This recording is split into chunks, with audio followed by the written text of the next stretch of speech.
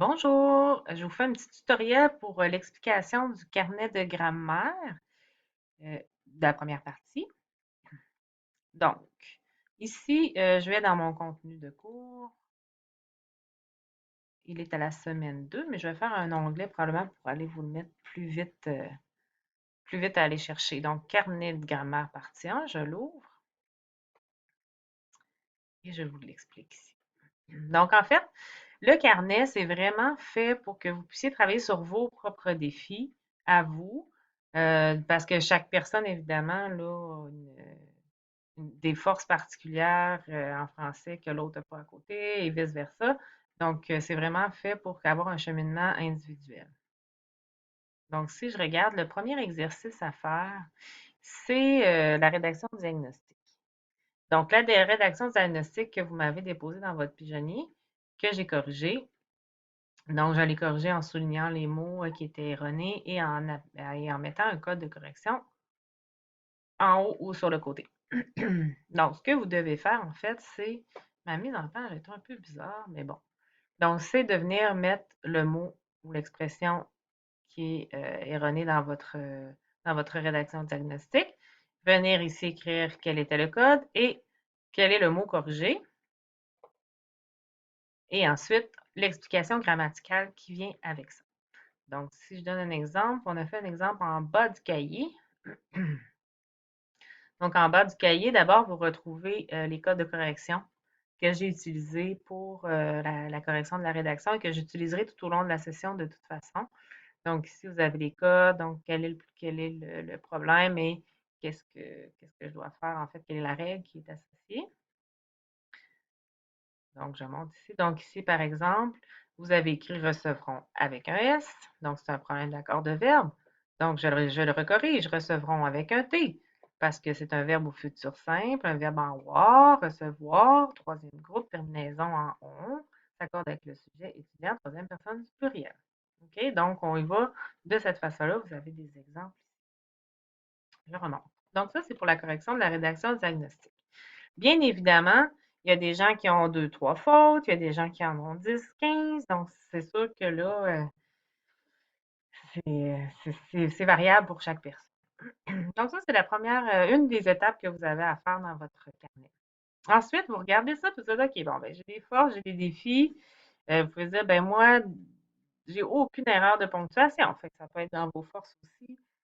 J'ai plusieurs erreurs de syntaxe, par exemple, ou de choix de mots. Mon vocabulaire, j'utilise beaucoup d'anglicisme, donc ça peut faire partie de vos défis. Donc, vous essayez de faire ressortir vos forces et vos défis.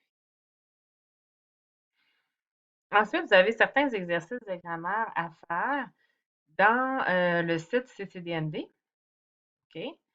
Donc, en fait, c'est des exercices d'orthographe, de style, de grammaire. Donc, vous devez avoir la note de 70 et plus pour que ce soit comptabilisé. Donc, si vous faites un quiz et que vous avez 40, bien, recommencez jusqu'à ce que vous ayez le 70. Donc, vous visionnez les capsules, vous effectuez les exercices de grammaire. Il y a des exercices supplémentaires aux défis que tu as identifiés à l'activité précédente. Donc, si tu as identifié des défis, ce serait intéressant de faire plus d'exercices pour pouvoir travailler sur tes défis, évidemment.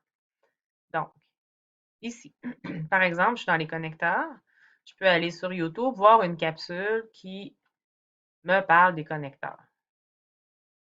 OK, donc je vais aller visionner ça ici. C'est ma théorie, en fait. Toute cette colonne-là, c'est ma théorie.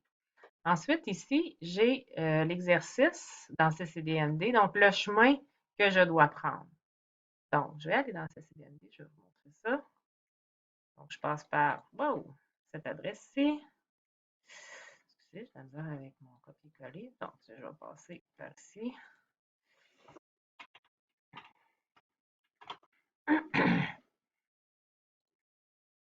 Donc, je vais dans CCDMD. Ici, dans mon carnet, on me dit, c'est dans le jeu pédagogique, syntaxe, et c'est le jeu introduction au marqueur de relation. Donc, jeu pédagogique, syntaxe, introduction au marqueur de relation. Donc, c'est ici. Donc, je choisis une page et je fais mon jeu. OK? Donc, c'est vraiment des petits jeux interactifs. je retourne dans mon carnet. Donc, une fois que j'ai terminé, on vous demande de faire minimum de un module. Parce que c'est variable aussi, hein. Il y a des exercices qui en ont 15 modules, puis il y en a qui en ont 3. Donc, faites un minimum de un module pour chacun des exercices. Et là, vous devrez faire une capture d'écran de votre écran quand il vous dira ah, bravo, vous avez terminé, vous avez telle note. OK? Parce que ça ne s'enregistre pas nécessairement. Par contre, des fois, ça vous demande si ça dépend des exercices, là. Il y a des exercices qui vous proposent de vous envoyer vos résultats par courriel. Quoi qu'il en soit, vous devez quand même venir déposer la capture d'écran ici, la photo de votre résultat ici. Donc, ce qui est en bleu, c'est qu'on va voir la théorie en classe, puis on fera les exercices aussi en salle de classe. Donc, ça, c'est l'autre partie de votre carnet. Et la dernière partie, ce sont les quiz sur ECT. Donc, les quiz sur ECT, vous pouvez donc aller travailler les quiz. Faites attention d'avoir votre 70. C'est comptabilisé directement. Donc, ça, c'est vraiment pour mettre des crochets pour suivre si vous l'avez fait ou pas. Euh, donc, si par exemple, je reviens dans mon ST, dans mon contenu ici. Donc, ici, ce sont les quiz. Donc, ils sont tous là du carnet 1 au carnet 2. Vous en avez 9 à faire pour le carnet 1. Donc, vous allez le chercher et vous faites le petit quiz et directement, c'est comptabilisé dans votre ST. Vous n'avez rien d'autre à faire à ce propos. Donc, voilà. Le carnet de grammaire, la première partie, est à remettre à la semaine 7. Donc, 3 choses à faire. Corriger votre rédaction diagnostique.